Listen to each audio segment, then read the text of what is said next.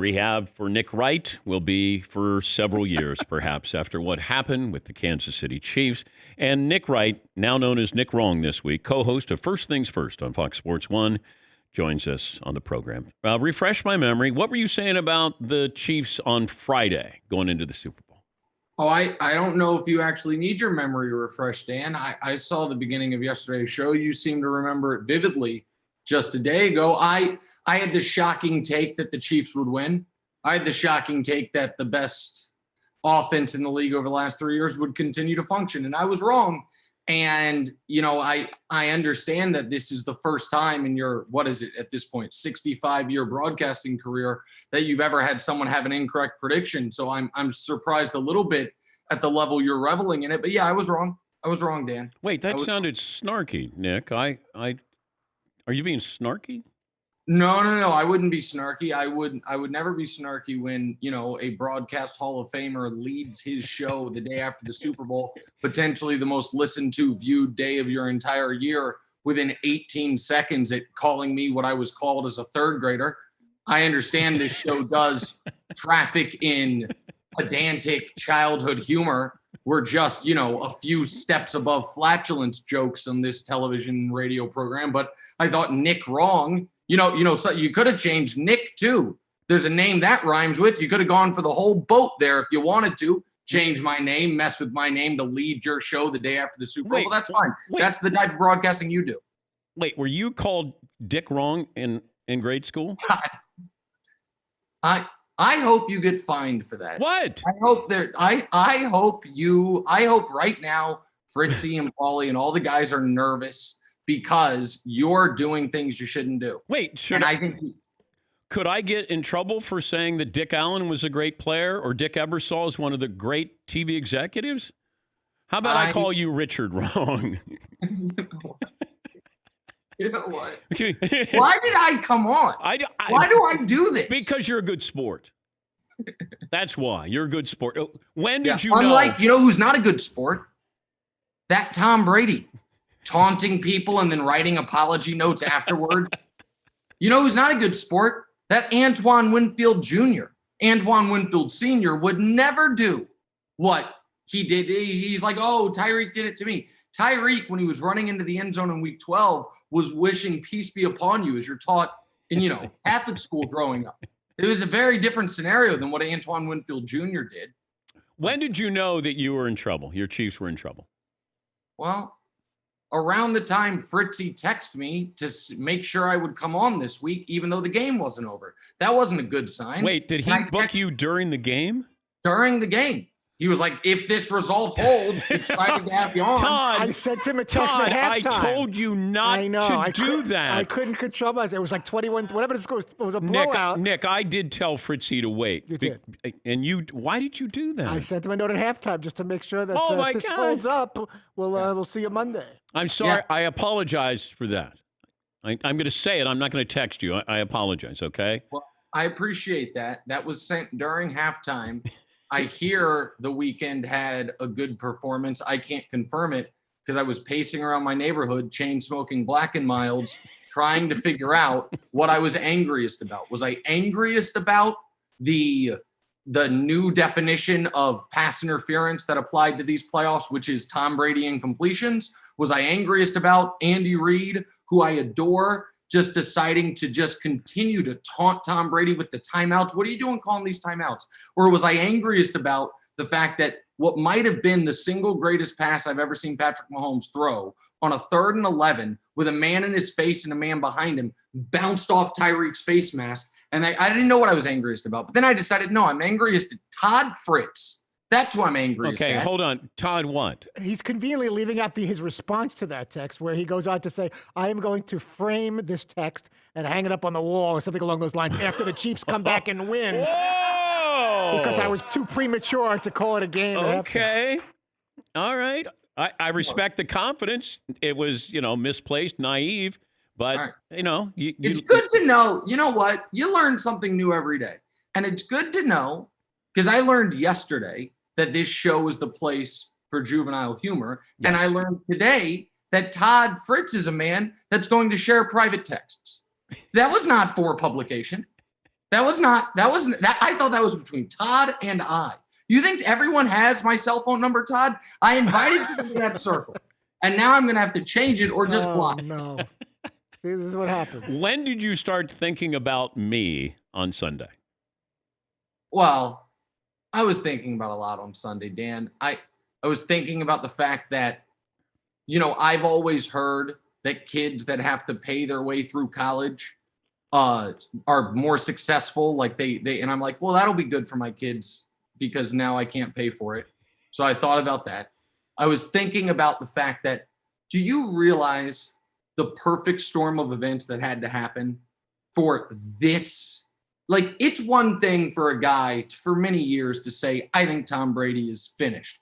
And my saving grace on that is, who agreed with me? Bill Belichick, because he waved him goodbye. Bill Belichick's like, you know what, that Nick Wright, he has some good takes. I like those statistical graphs pointing down. We'll wave bye to Tom Brady. And it's another thing for me to be like, hey, this guy Mahomes, he's the most talented player I've ever seen in my life, and the Chiefs are going to win 3 in a row.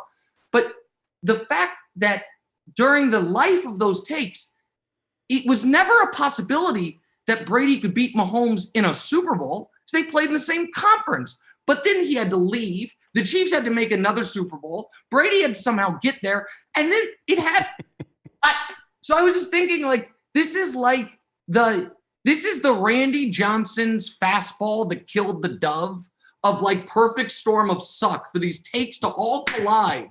And I'm the dove. And Tom Brady's the fastball. I'm so mad. And you're so happy.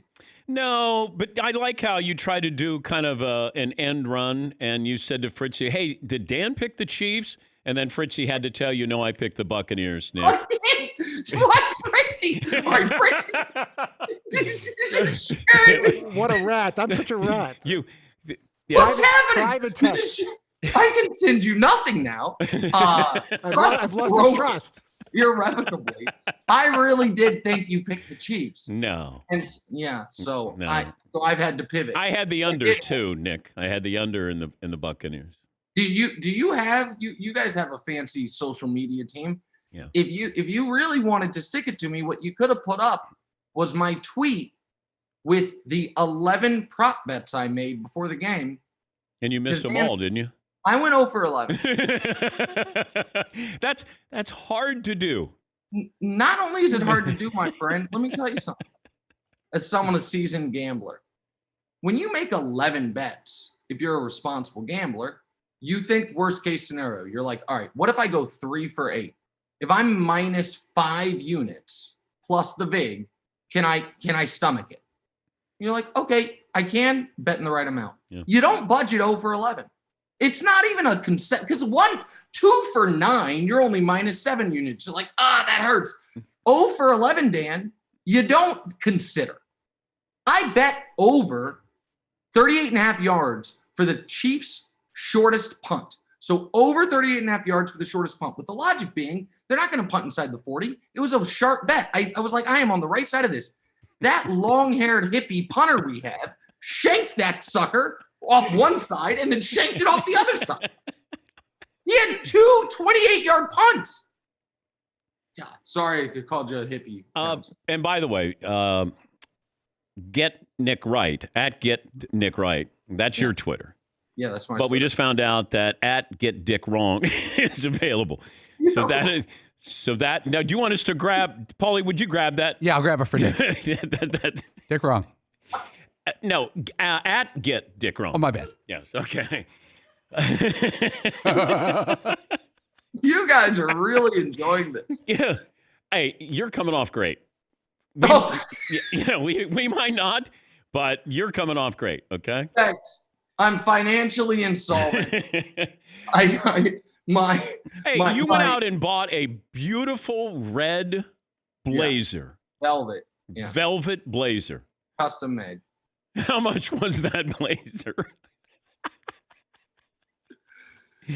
It was $1,074, Dan.